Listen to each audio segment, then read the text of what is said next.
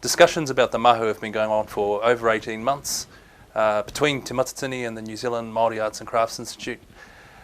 At its simplest, the mahu is a marriage of Māori material culture and the performing arts.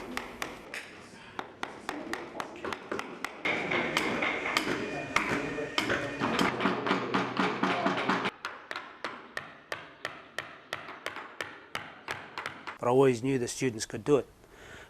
The thing about this job, this whole process, is that the students needed to believe in themselves. It's all right me believing in you, but you need to believe in yourself and your abilities.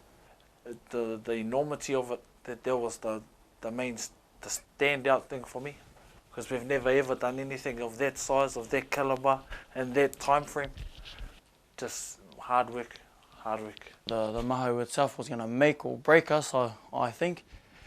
And as a school, I think we stood up to the challenge. E maha ngā wero. Ko te ngā wero I roto i ngā tauirana,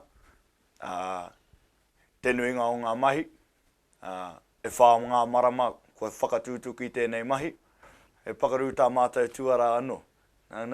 Koe ina te wero o tā mātou tauira.